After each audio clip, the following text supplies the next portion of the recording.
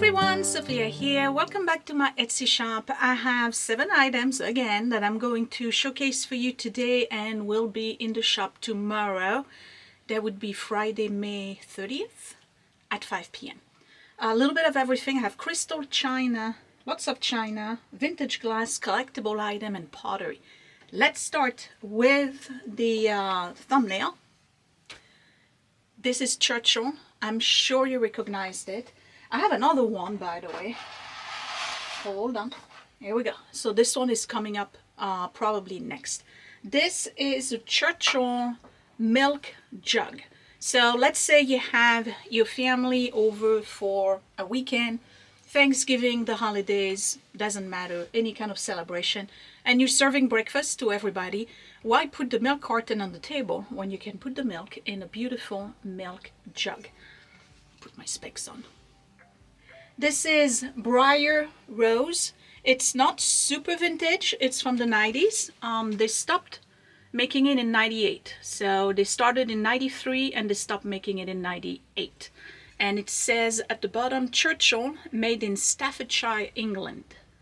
And I believe it's dishwasher safe. Fine English tableware, microwave and dishwasher safe. Okay. So look at this. It's very nice, and by the way, you can use it as a vase. Why not? I really like it. It's in superb condition. There's absolutely no crazing. I have 0 collapse on this one. Nothing. Perfect condition on the inside. It's a very pretty jug.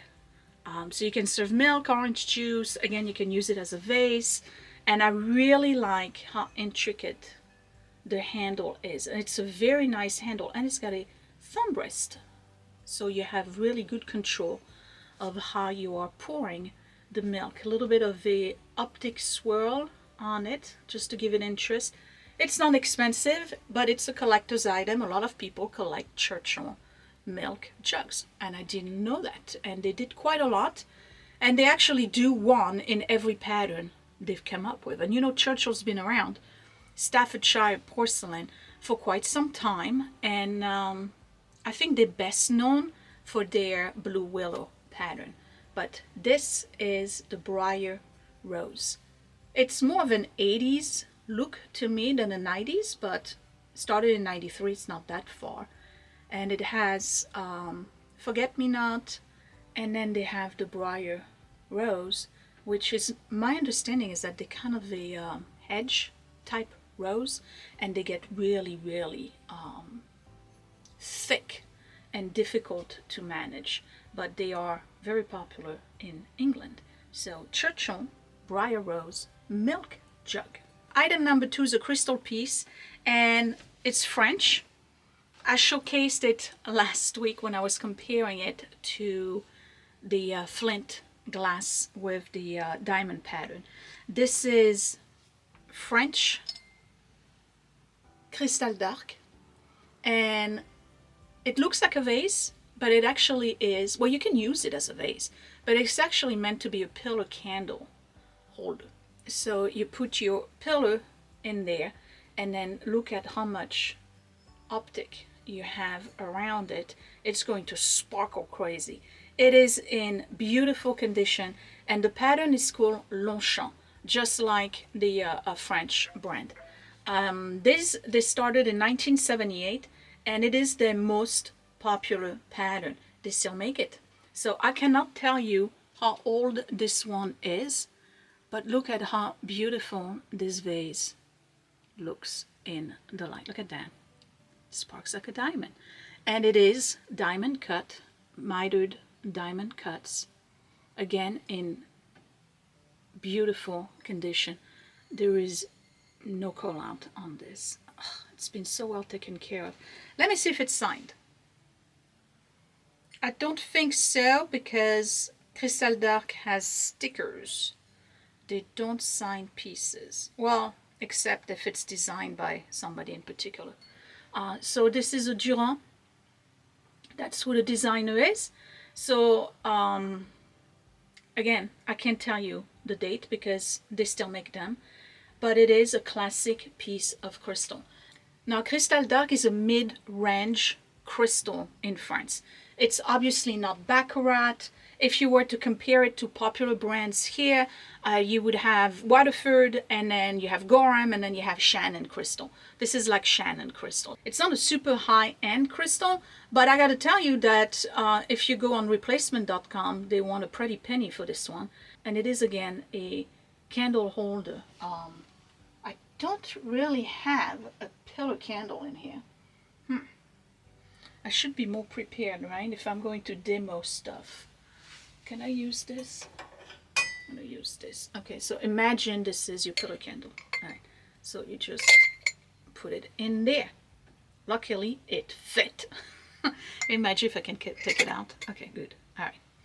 So you put your candle in here, or again, use it as a vase. I think it's a beautiful piece. Classic.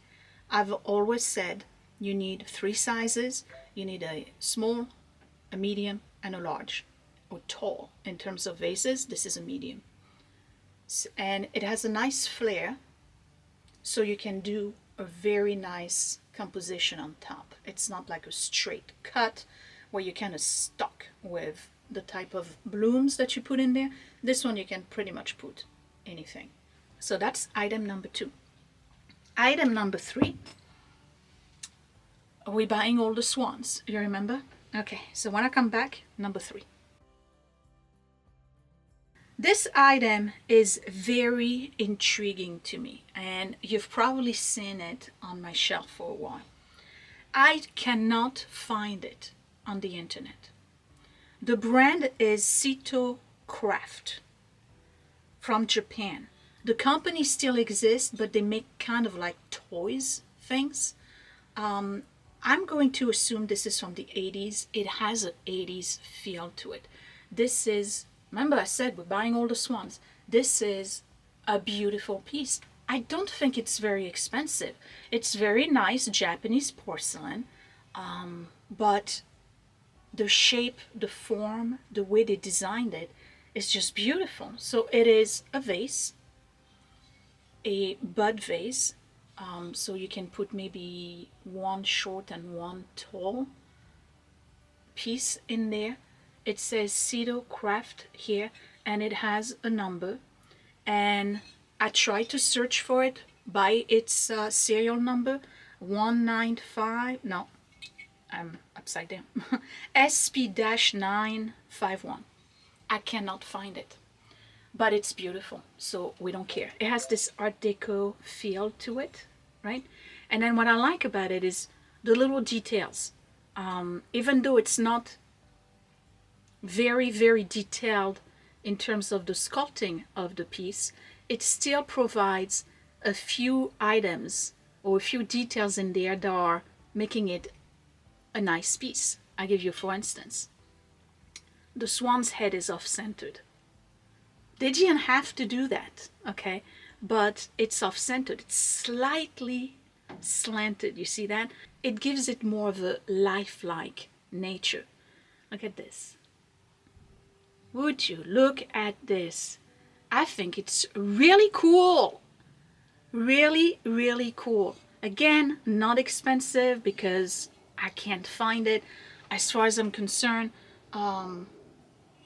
this cannot be an expensive item. But I could be wrong, could be $500. Who knows? I can't find it online. So we're just gonna go for its appearance and its cool factor. I think it's really neat. It's a beautiful piece. Man, imagine if you had 2 of those. Maybe you can buy this one and make it your life mission to find another one to make it a pair on a mantle. They would look stunning. So it has eyes, and they even had the little brief holes, right? So it's got details, but it's not crude, but it's just a nice piece of ceramic. I think it's beautiful. It's very elegant. Timeless. I mean, really, they didn't have to do this off-centered, okay? Maybe it's an accident, who knows? Okay, item number 4 is a teacup. This is the first time I find this brand as I'm sourcing, and believe it when I tell you I was jumping up and down in the aisle at the Goodwill when I finally found a Paragon teacup in the wild. I didn't care if it was vintage, if it was a newer model. I found a Paragon, and it is a big deal, okay? Paragon and Shelley and Royal Albert and Royal Chelsea are probably some of the most collected teacups out there.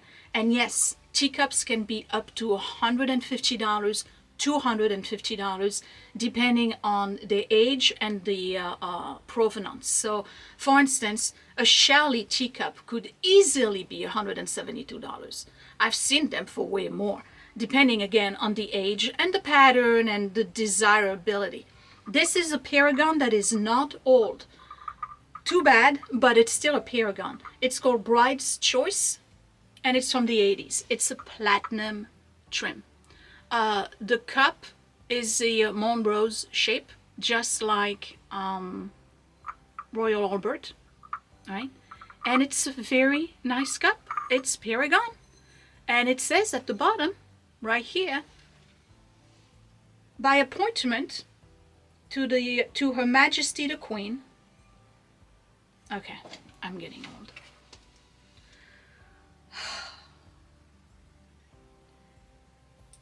What do I need? Like better readers? Okay, here we go. By appointment to Her Majesty the Queen, China Potters, Paragon, fine bone china, England, registered Bride's Choice.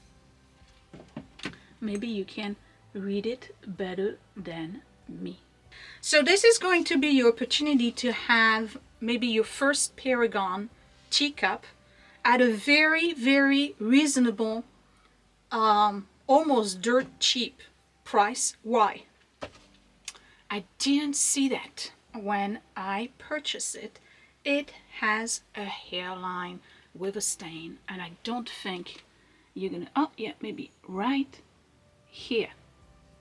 So I'm going to heavily discount it because the cup, and it's on the other side too, is not in perfect condition. The platinum is beautiful. There's no fading on the platinum. The pattern is a grayish blue, scalloped. I don't know what kind of flowers they are. They look like morning glories, perhaps. There's the little peekaboo one on the inside. It's a beautiful cup, but it's not in perfect condition. I'm still going to sell it because I know that somebody's going to want it. And trust me, I will discount it heavily. It's not expensive to begin with because it's from the 80s. Now again, a Paragon teacup from, let's say, the 1940s, right, could easily be $150, if not more. They are very sought after, just like Shelley, and they still exist, and they're one of the few that were commissioned by the Queen of England. Paragon, Bride's Choice. Here's another piece that I showcased in last week's video. This is the candle wick. So whoever purchased the, I think it was Karina, who purchased the candle wick, sugar and creamer, you can now have the matching candle holders. Again, not expensive, Imperial glass. Actually, none of my stuff is, I don't have any antiques this week. None of my stuff is super expensive, except maybe the last item. Candle wick, Imperial glass. If you haven't watched the video from last week, Imperial glass started in 1904 in Ohio, and the guy who founded it was actually a captain, a riverboat captain who loved glass probably as much as I do, and decided to get a bunch of financiers together. I think they were a team of 4 at the beginning, created Imperial glass, and they experienced a boom in their production right before the 1920s with Carnival glass. That's what they were most known for at the time. They were really on top with regards to the production and the design of Carnival glass. So that allowed them to survive the Great Depression. And then right after the Great Depression, they needed to come up with new patterns. So in 1936, they came up with candlewick. And candlewick is one of the top 3 most popular patterns created by Imperial glass. It's clear glass with beading on the edges. And I'm telling you, they did everything but the kitchen sink in that pattern. You can find the plates, the bowls, sugar creamer, obviously, the cups and saucers, the luncheon plates, you name it. Here are the candle holders. I like these because you can actually use the base right here. It's more like a bowl to put flowers. Like if you buy those candle rings, you can put one in here. They would have like the pillow candle rings would look beautiful here at the base, and they are for different candles. I have 2 of them selling the pair. Imperial glass. They are probably from the 1940s because they only produced candlewick from 1936 to 1950. 1950 was the last year. So it's got to be either late 30s or 1940s. That's how old these are. Not bad, right? They look beautiful. They have 0 flaws. 0. I'm looking. They don't even have scratches. Superb condition considering their age. Okay, what else do I have? Pottery. So I found this piece and I have no idea who made it. I know it's vintage just by the look, the design, the glaze. I know that at some point it had a manufacturer's sticker. I have no idea who it is. Some people believe it's a McCoy, but it doesn't say McCoy at the bottom. And McCoy usually has USA with a number. This is an urn planter. I love this. Look at the design. It's very 40s in terms of the design. It's in absolute gorgeous condition. There is no crazing on it, not even on the outside.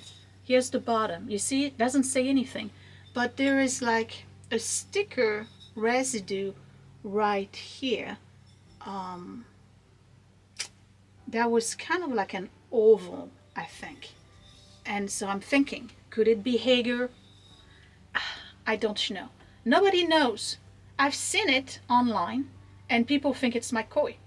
So mystery planter, beautiful. If you want to put succulents in it, or you can just use it to put candy if you want, or anything else. I personally would try to find a pot. I wouldn't put directly, because there's no hole. Succulents in it, though I believe you just put the gravel, right? But I think it would damage it over time. So I would try to find a round pot that's shallow enough and just, use it like this. On the kitchen window would look beautiful. So let's look at details. Look at this. Like a, kind of like a elongated shamrock of sorts. It's got little tiny handles here. The design, it's 1940s. I feel like it's 1940s. Could it be McCoy 1940s? I don't know. It's not cataloged. But online research says it's McCoy. I don't know. It does look like a McCoy. The color is McCoy, definitely. The shape, possibly. The design, I don't know. But it's a beautiful planter. So that could be yours. Again, not super expensive because I don't know who made it. Alright, my last item is probably the most expensive for this week. I got to clean it up. It is a collector's item. And I mean collector's item. They were meant to be collected as series. And people are asking quite a lot of money for them online. So, what are they? I'm trying to remove my fingerprints. Franklin Mint. You know Franklin Mint, right? They always do series that are collectibles item. But sometimes they do plates that are not very valuable and people still like them, but they're not like on the resale part of it very valuable. These are signed, part of their James Carpenter, the designer, iceberg collection. They are crystal. They are signed James Carpenter at the bottom. And what are they? The crystal icebergs with Alaska, I think it's pewter, figurines attached to them. My understanding is that they did 5 of those. They were all at the store, but all 3, remaining 3, either had a missing animal or a chip. These are perfect. So this one is a polar bear climbing an iceberg. They are paperweights and they can also be used as decorative items. So if you collect paperweights or if you collect Alaska stuff, look at this. And it is signed. Let me see if I can show you. First of all, I gotta find it. Oh, right here. Can you see it? Right here. J. Carpenter. 1990s. Franklin Mint. And then this one is the bigger one. Again, they're in perfect condition. There's no chip. Nothing. Signed James Carpenter. Can you see? Right here. Can you see it? Right here. Okay. And then this one, I'm not sure what that is. That looks like a ferret, possibly. But look at this. Is that cool? So cool. Okay. People are asking over $100 per iceberg. Come on. Let's not be ridiculous. These are really neat. Look at that. They look like the Fortress of Solitude. And if you're wondering what is that, you're not a Superman fan. Yeah. Fortress of Solitude iceberg paperweight by the Franklin Mint. This one, and fair warning, heavy, okay. This one with the bear is 4x4x3. And then this one with what I believe to be a ferret, I'm sure I'm wrong, is 5x4x3, so that's the larger one. And you can use them as bookends too, but you wouldn't see the light. Can you imagine that? Look at the light on this. If you were putting this in a curio, the sparkle, super clear crystal, gorgeous. I love this. Okay, now I'll be honest, I have a third one. I kept it because by the time I got to the car, the little Inuit that was on it fell off. I'm yet to find it. So I kept it, and maybe one day I'll find the Inuit at the bottom of the bag or, whatever. But I think they're beautiful as paperweight. Very collectible. People are looking for those and still buying those. Perfect condition. So this is what's coming up on Etsy tomorrow, Friday, May 30th at 5 p.m. Tell me down below which one is your favorite, and I'll tell you which one is my favorite. I think you guessed it. Of course, this one. Absolutely love the swan. I think it's really cool. I was this close from keeping it. And I really like the icebergs. I'm glad I get to keep one. Even if it doesn't have the little character on it, I think they're really cool. And I really like this. I think this is a beautiful vase. These are my favorites. So these are the ones I would keep. So I would not keep the Paragon, not because it has a flow, but because the teacups that I collect are all from 1950s and prior. And this one is 1980s. So it's not old enough for me. Preview of what's coming up. I got so much stuff. Okay, I have a 1950s vintage. I can't guarantee it's going to be coming up soon, okay, but it's coming up. 1950s vintage Limoges hand-painted trinket box. Absolutely gorgeous. Peint main at the bottom, hand-painted. It's from the 50s. Beautiful. I got this coming up soon. I got, oh, they're so dirty. I got two little beagle figurines. And they look different. Okay, one has its head a little bit to the side, the other one no, but they are so dirty. Okay, so that's coming up soon. I have a, this is so tiny. Come on now. This is so tiny. This is a 1950s, 1960s cloisonné little snuff box. Chinese. It's brass. This is metal, but it's cloisonné. So just take a screenshot of this, right? And Google reverse. You'll find out. This tiny thing is probably more expensive than this. And the other one is Limoges. What else do I have? Ooh, this is one that I found. Actually, I found the beagle on Whatnot. Here's another one that I found on Whatnot. Wedgwood. Do I have collectors, Wedgwood collectors in the room? This is 1957 Ulysses and Chariot trinket box by Wedgwood in absolute pristine condition. Oh. I am sick. I love the sound this makes. Matter of fact, we have another one coming up soon because I know that some of you love trinket box. This is German from the 60s. It's really nice. Anybody into minis? Dollhouse minis? Little dresser. The drawer works. It's got to be clean. And she's so cute. All right, hold on. They also have to be washed, okay? I have a whole bowl of minis here. I have a mini porcelain teacup. Wait, the design is on here. For doll houses. But I don't just have that. I also have...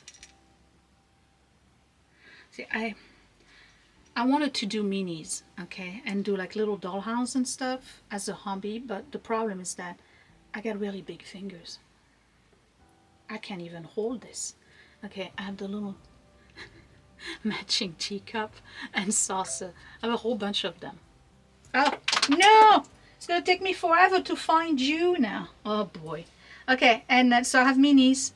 And the minis include things like this, right? Or things like this. They're too small for me to handle, okay? All right, I got to find... It's 1 inch away from my sump pump well.